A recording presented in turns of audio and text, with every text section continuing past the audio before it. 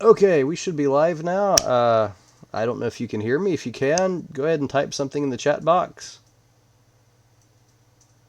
And there's about a 40-second delay between when I speak and when stuff actually happens on the stream. So I'll wait a little bit. Doop-a-doop-a-doo. And if you hear my wife talking in the background with just in her voice, she's talking to her dog, who we're trying desperately to keep from waking up the baby. Okay, so let's see. Hopefully more of the students will actually show up. Okay, cool. Hey, there's Garrett Harvey. How are you doing? And Mr. Joshi. Excellent. We have people here. Okay, cool. Let me set up some things so I can get us going. Okay, and Tanner is here. Excellent. Okay, cool. We've got like people, and I was trying to pull up our class roster so I could actually be sure that I've got like faces with names, but my Ole Miss is down for an update today, so oh well. But yeah, I know who you guys are. Okay, so I'm doing this so we can have some questions. I looked around if someone spoke to my ear. No one's in the house. Okay, yeah, the delay is very, very real. It is crazy real. Okay, so what I want to do is take some questions from you guys and write some code. So first of all, let's see how are things going with your project so far. And again, 40-second delay, which is not a trivial delay. While I am waiting to hear how your projects are going, I'm going to make sure I've got both of my terminals in the right location. So, do you have questions about your projects?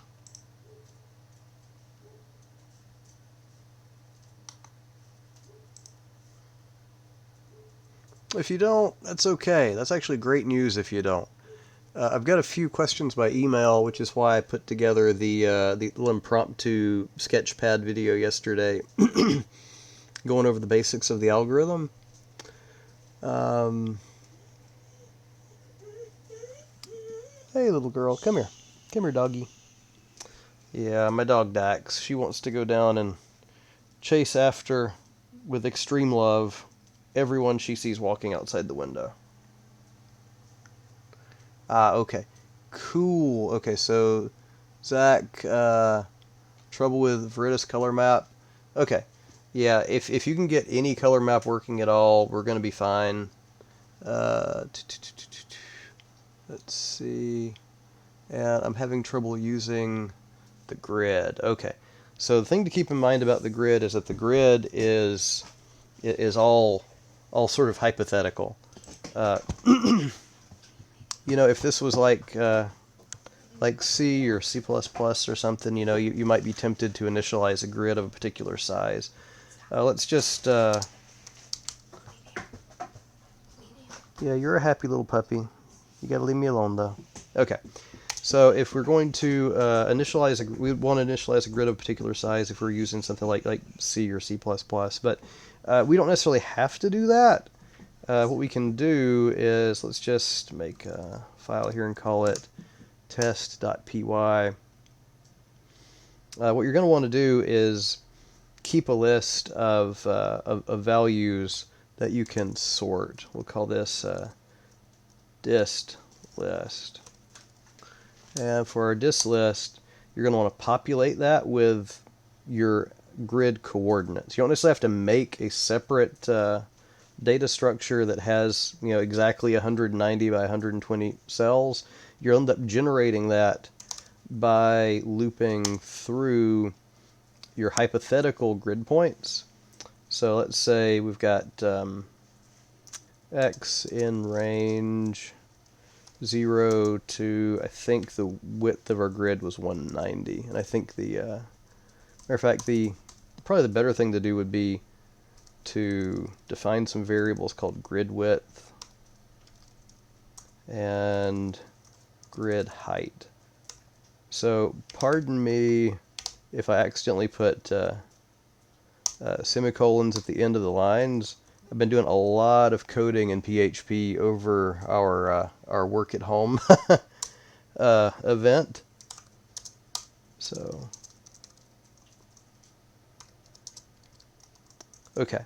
So what this will do, this nested for loop will loop through all conceivable x values, all conceivable y values. Now let's say that you've loaded up, let's just add a line up here. We'll call it magic. Loaded our data file. So let's say that we have something we were calling it raw data in our example other day, and this is our magic. Load data. Keep in mind, magic and load data are not real functions. Completely fake, just for example. Now, let's also keep in mind that just like with our usual processing of CSV files, you're going to read it in as text, and you're going to want to convert each column of that file into something numerical that we can process. The float 64 is probably the best way to go. Look back at our examples from class on that one. Then what you'd want to do is, for each line in your data, there are other ways to write this for loop, but this is just one way. You're going to want to then calculate the distance. Let's say we have a function called distance, and reference the course wiki, because there's several examples in the course wiki of different ways to calculate distance in Python. And so we want to calculate the distance from our x position and our y position in our grid that we're looping through. And then let's say our raw x, let's assume that's let's actually look at our data file. Yeah, so let's unzip our challenge for data. Okay. Data.csv. There we go. Yeah. Okay, so first column is our x values, second column is our y values, and third column is our population changes. So you do something along these lines to get those out, and you do something similar for your population change values. So you'd want to keep track of the distance between your grid and raw x and y's. And you're going to want to keep a list, your distance list, of each of these. So you're going to want to append those. Again, been coding a lot in PHP lately, so putting those guys there instinctually now. You're going to want to store the distance that you calculated and the value at that distance. Okay? So once you've stored that, you're going to do this loop here. Let me see, is my mouse pointer showing up? I can't actually tell. So let's see. So yeah, you're going to want to do that. This is more or less exactly from our example we walked through yesterday in the sort of sketched out algorithm. Now the thing you're going to want to do is, once you get finished with can somebody tell me if you can see my pointer circling stuff?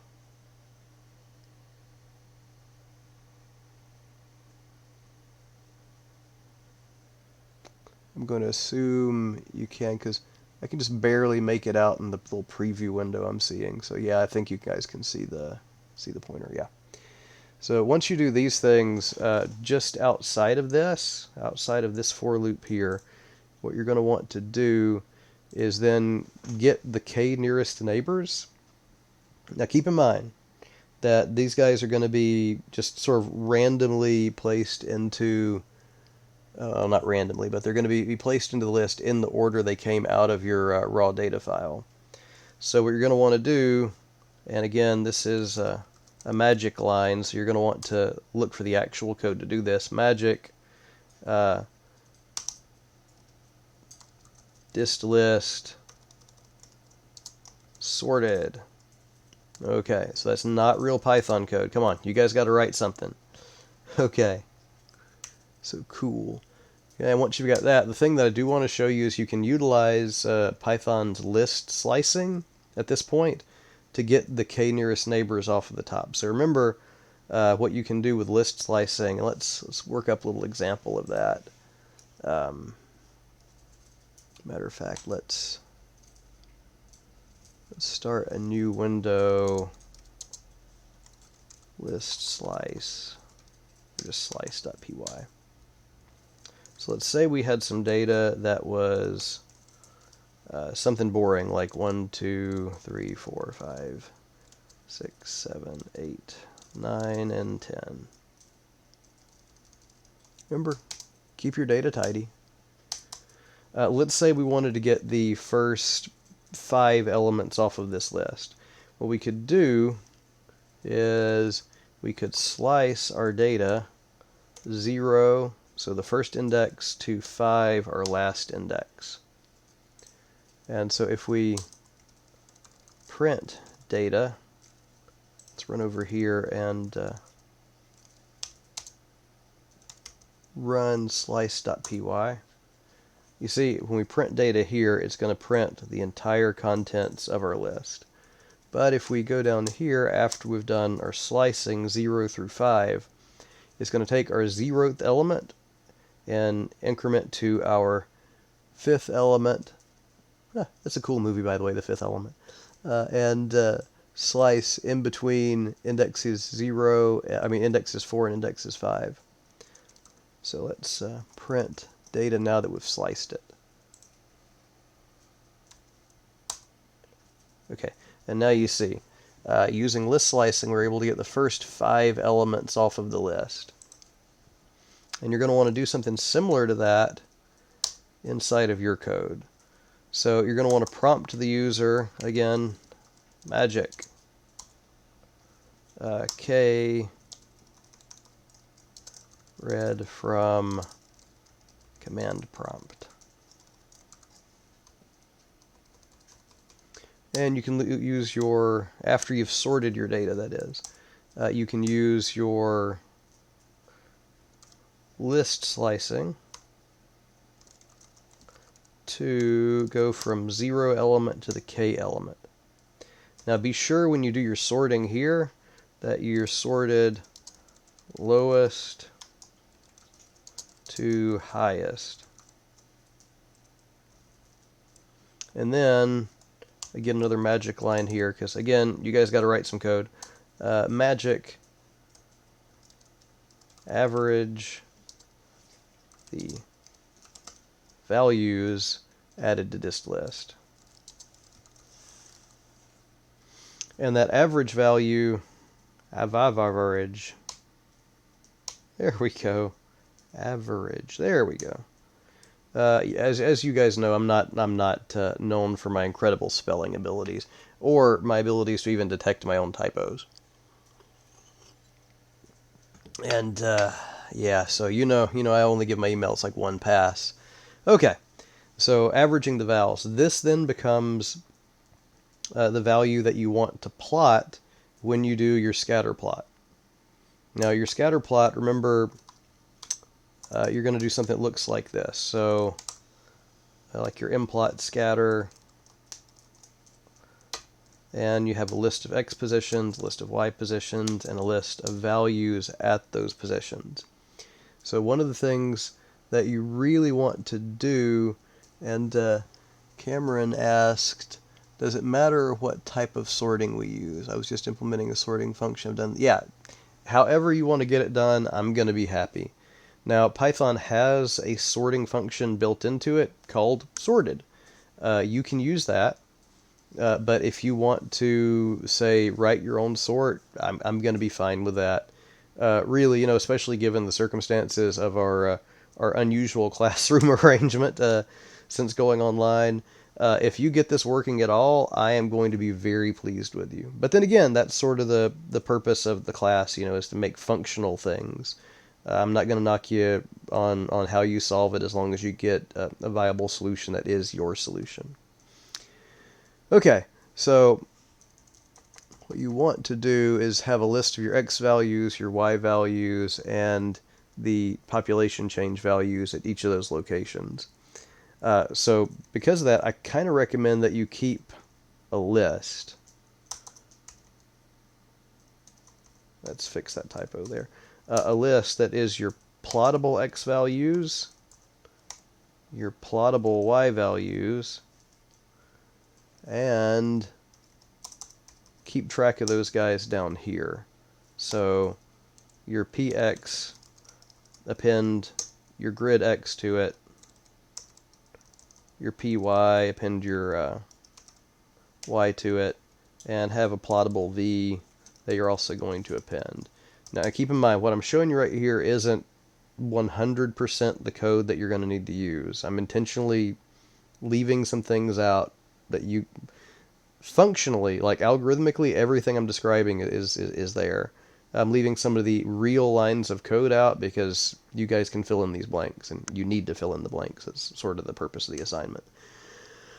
But when you go to scatterplot, if you keep those in separate lists, you can do something like that, and it'll just work. Now there was another. Are these x? So question from Zach. Are these x, y values just the points given by the dataset? No. The rx and ry. So let me annotate these guys a little bit. So these are x positions from data file, and the ry's are y positions from the data file. These x, so this x is x position in your hypothetical grid that you're plotting. And this is the y position in your grid for plotting.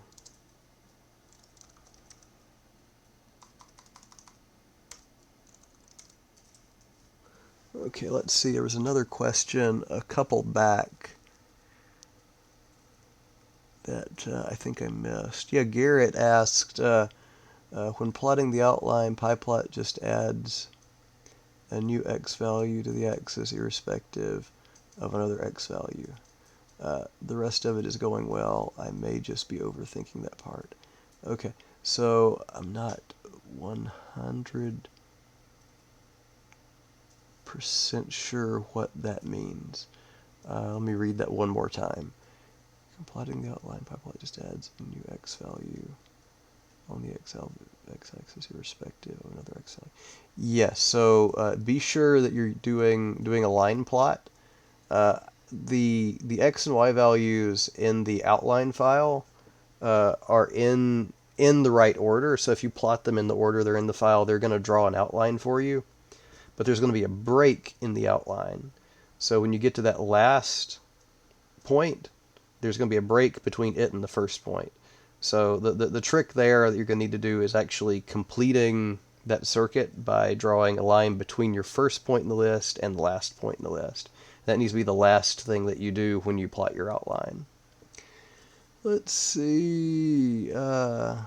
Joshi, after slicing the dist values to k, the average did not come out correct. Then I zipped as per internet and did not explain what that did. Okay. So I don't want to give away exactly how to solve that one, but you're right. If you average the entire contents of dist list after you've clipped it from 0 to k values, you just average all those numbers together, that's not going to make sense. The value you get out isn't going to make sense. Now keep in mind, if you do it like this here, you've got two columns inside of dist list. One of them is your distances, the thing that you sorted by, and then the other one are the values associated with that distance. So if you want to get just the average of the values, what you can do is you can unzip that list. So what we can do, let's switch back to our other file that we were doing our slicing example in, and this will, oops, there we go, and we can work through that one. So let's say we have data that now looks like, let's just go ahead and go with the full illusion here, and we have a distance of 2.1 and a population value of 1300, and have a distance value of 3.3 and a population of negative 400. And let's just make something up, 4.7 and 1,000. Okay, so this is somewhat like what your dist list is going to look like. So you've got a couple columns. So your first column is your distance. Your second column is the population change at that distance. And let's see, what you would want to do then, let's add a print statement so we can just sort of visualize what we've got going on here. Okay, cool. So yeah, our data structure coming right back out. What we want to do is want to unzip that. So we can unzip it by using our zip function. And let's make some variables to store it in, because remember, our zip function works both ways. It can combine multiple lists into multiple columns in a single list, or you can use it the other way around and extract columns within a list into individual columns. So we can do that here. So normally when you use zip, you can use it like this. But if you want to unzip something, you put an asterisk in front of the list, and let's see what comes out. Okay, so nothing broke. Remember our mantra from class, code compile, code compile, code compile. So let's print D and print V. Okay, cool. Now you see what came out.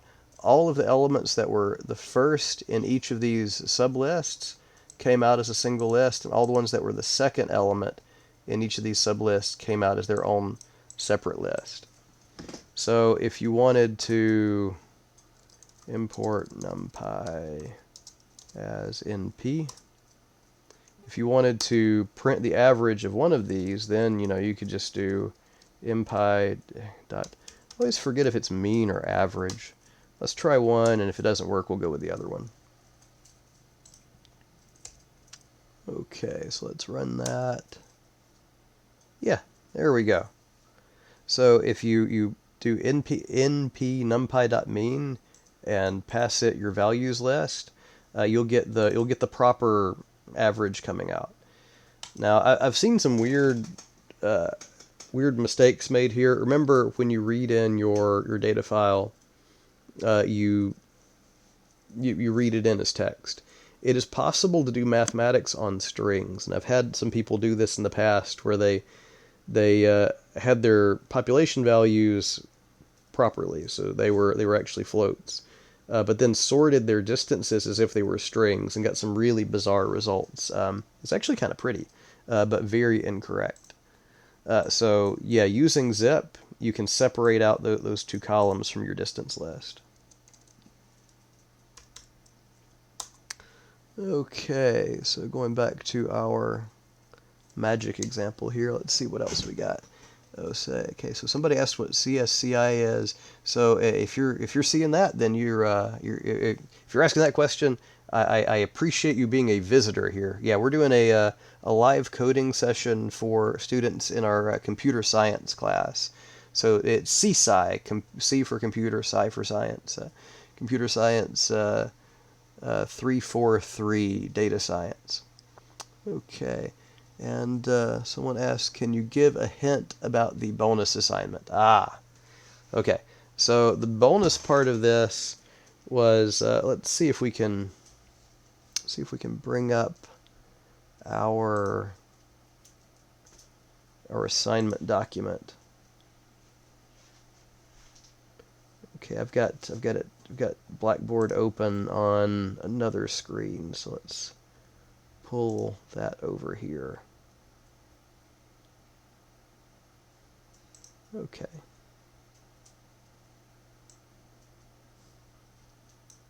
Okay. So here's our assignment document.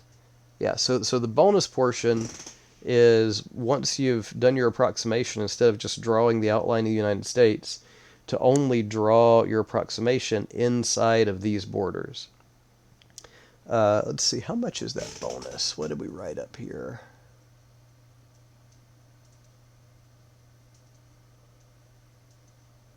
Have to be overlooking it. Maybe it was in the slides. Oh yeah, 10 XP. So you get a 10-point bonus if you can only draw the recreation or the approximation inside the boundaries of the U.S. So there's a couple different ways to approach this. One of which is an old computer graphics way of doing it, using scan lines. That's your hint right there, or a hint. There is another and easier way that's built into Python, maybe even Matplotlib, that might let you check where things are on your screen when you plot them. That's the only hint I'm going to give you there. Polygon filling is a keyword that you might want to look into. But yeah, it's definitely doable, and I've seen some people come up with some really wild solutions to this, most of which would have hypothetically worked, but it would have been too much effort. Yeah, I had one student one time try to do this through like image manipulation, which is way overkill. So plotting the outline of the U.S. and plotting it separately than the reconstruction data, and then trying to figure out what fell within what areas, and it was really complicated. It would have worked, but it was a little overkill. There might be a function built into Matplotlib that will effectively do this for you if you find it. And again, I'm a computer graphics person for most of my background, so polygon filling is a keyword that might be useful. Okay, so the questions have kind of tapered off. I'm gonna give you guys another pass to ask a couple. Yeah,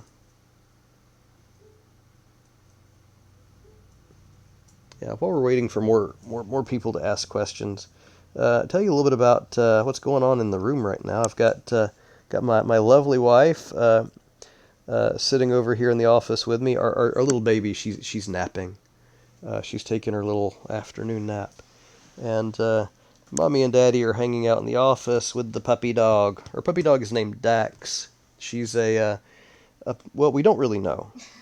We're pretty sure, we know that her mother was a boxer, and we're pretty sure that she's a boxer pit mix, because she looks just like other boxer pit mixes that we've seen.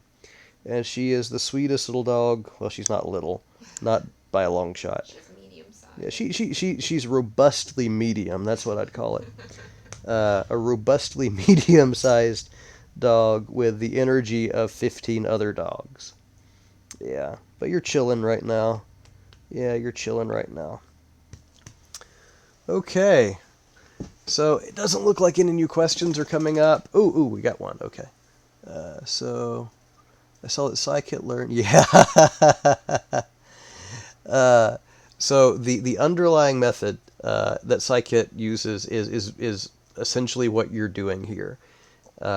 However, you've got to write your k-nearest neighbors algorithm from scratch. I actually had someone once turn in their project using scikit-learn, and it was like 5 lines of code, and I'm like, dude, you know you can't turn that in, right? He's like, it was worth a shot. But yeah, scikit-learn does have that built in. It's just you're gonna need to do it by hand. Oh yeah, so a question about the color maps. Give me just 1 second. I can pull us up an example. Let's see. So while I'm doing this, I decided to better organize my documents folder. And I've had years of miscellaneous crap piling up in my regular documents folder, and it was just a nightmare. So since we're doing a lot more working from home now, I need to be more organized. But going through and organizing all of the miscellaneous folders I now have is going to be years of work. So I did the reasonable thing and made another folder inside of documents called the before times, and then moved all of the crap into the before times, and I've just started from scratch. So my old teaching examples are in the before times. So let me pull up my before times folder and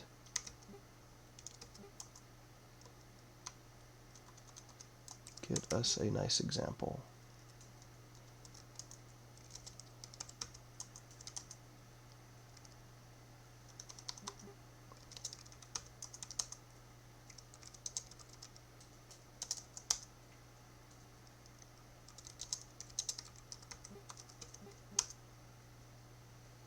Okay, cool. Yeah, you're going to see a little bit of my my humor here. So usually when we do this in class, I tell you guys I'm going to give you exactly what you need to do. It's really easy, and then we do an import easy work, and easy work is hidden. You can't actually see what's running in it, and it just does all the calculations for us. And it's for the sole purpose of me showing you guys how to use the color map. So this is the format you're going to need to use right here. This is straight up how your matplotlib scatter function call should look if you're going to use Viridis. By default, if you leave the CMap value empty, most matplotlib installations will default to Viridis. But if it doesn't, no worries. I've told Deep not to count off if you use some other color map. I encourage you to use Viridis because Deep's going to know exactly what to see, and it'll just make grading easier. Okay, let's see. Question 3 of last quiz. The grid position I used, scikit-learn for easy output, but it failed because I did not get point on that. On the quiz, if you have a question about that, I would check with Deep because he's the guy who grades those. I'm guessing. Let me pull up our document of that quiz and make sure, because I think I know the question you're talking about. I think it's the I think you're talking about the KNN little tiny reconstruction. Let's see, spring 2020 quizzes, quiz 3.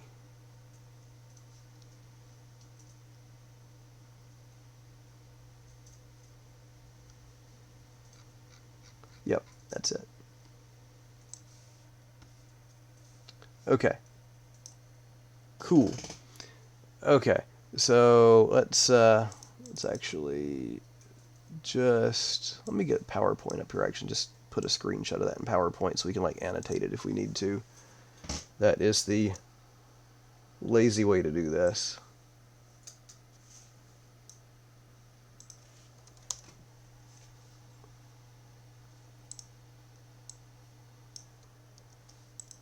Okay.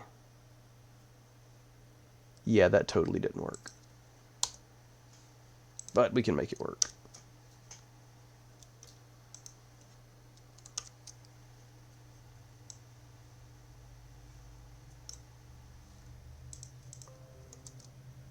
Okay, cool. There we go.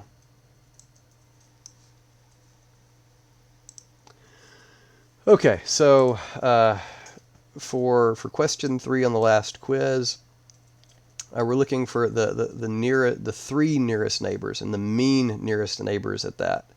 So for each of these grid points that are empty, the three nearest neighbors are fairly straightforward. So 3, 6, and 9 are the nearest neighbors of this box. So the average of those three values will be what goes there. Similarly, the three nearest neighbors of this empty box are 3, 6, and 12, and their average is what's going to go there. And same here for 12, 6, and 15, 15, 6, and 9. So don't, using scikit-learn to fill in those 4 boxes is a little bit of overkill. And in class, I don't let you use calculators on this either. So I intentionally chose numbers that were easily divisible by 3. So don't overthink. Don't overthink your solution here. Let's see, Cameron. Val is just the population change. Yep, you're right. Val is just the population change from the CSV file. Let's see, Tanner. Is this going to be posted? Yeah, what you're seeing right now is now on YouTube. It is on the YouTubes. So yeah, you can come back and look at this later. Also, I have. Do you know today's day is a university holiday, right? And why the heck would we have an assignment due today? You know what? That is an excellent question. And you know what? I agree that it is a terrible idea to have an assignment due today. So what I'm going to do, and I'm going to send out an email to the class, but hey, you folks on the live stream, you get to hear it firsthand. I am going to push the deadline for this back to Monday. So Monday, 11:55 p.m. is the new deadline for this assignment. And, this weekend, take some time to work on it. Also take some time to chill. Everyone's stressed right now. So, if you can have a little chill time in there, do that. I know, me, mommy, and baby are gonna try to relax a little bit this weekend too. Yeah, cool. Okay, so again, we got that 40-second delay, so I don't know if there's any more questions coming. So how can I kill 40 seconds while me talking catches up to you actually hearing it? So you don't have like a empty silence. Am I going to have to break apart the list to find the mean of a multidimensional list when talking about distance list? Yeah, so the example we looked at using unzip, that's one way to do that. So if you make your multidimensional distance list, so you've got one column with your distances and another column with the values at that distance, unzip that list into 2 separate lists, and then just get the mean of the list with the values in it.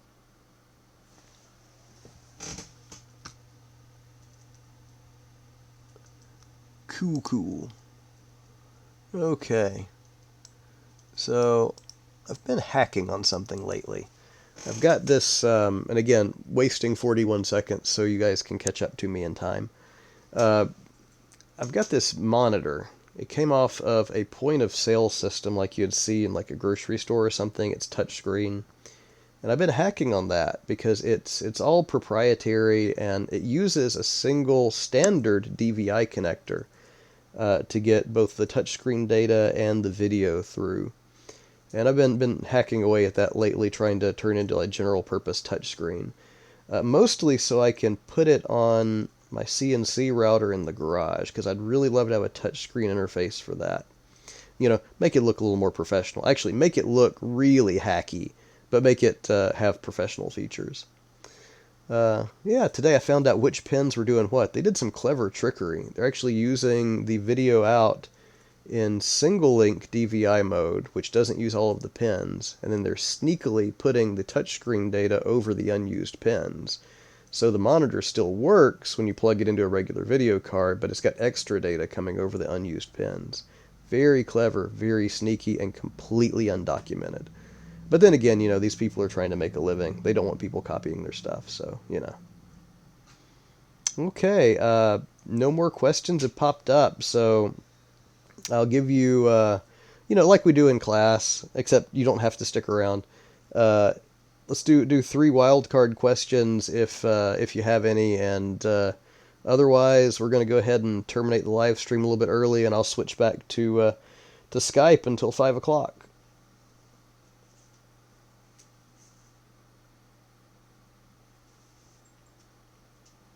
And then there was silence. Well, 41 seconds passes, waiting for the rest of the world to catch up. Yeah, the delay on this is horrendous. Okay, so Mr. Joshi, just a shout out, Udemy and Coursera having... Yes! Oh my gosh, yes. It's amazing that so many companies like Coursera and other folks are having lots of free courses now, so you can use this time, staying at home when you're not working on data science projects, obviously, to better yourself in other ways. Yeah, it's really awesome. Plus, I'm not saying I'm saying that's the best way to use your time, but folks like CBS All Access have and I think HBO Go have also made some really big, long trial periods. So if you want to binge watch something like, say, Star Trek Picard, you could do that. I don't think Disney Plus is doing that. Is Disney Plus doing that, Beautiful? Not that I know of, but they're putting a lot of their movies on Amazon for the price of a ticket, so you can watch them. Oh yeah, it's also really cool that a lot of the studios are putting their in-theater films streaming for the price of a standard ticket, which is good for us, the viewer, but it does cut out the theaters, and so yeah, they're not getting the cut they would normally get from that ticket sale. Buy gift cards. Yeah, buy gift cards. Oh my gosh, yeah. Someone told us the other day a great idea. If there's local restaurants or something you like to support, buy gift cards. So they have the money now and you can use it later. Let's see, Cameron, if you're using OBS, you might have the delay turned up by default instead of the minimal delay. You know what? I am using OBS, and I got no idea. Man, if I had a commercial YouTube channel, it would be called I Got No Idea, because everything I do, I got no idea what I'm doing. We're sort of figuring out as we go. Yeah. What's that, Beautiful? My wife probably made a beautifully snarky comment. I said, please do that. Yeah, please do that. It would be hilarious. Yeah, where I just go and do things that I have no clue what I'm talking about. Yeah, isn't that what is that guy who likes to blow himself up a lot does? I have no idea. Guy? Oh yeah, she's talking about Electroboom. No, Electroboom is just pretending not to know stuff. I'm the real deal. Well, then don't do the dangerous stuff. But don't do the dangerous stuff.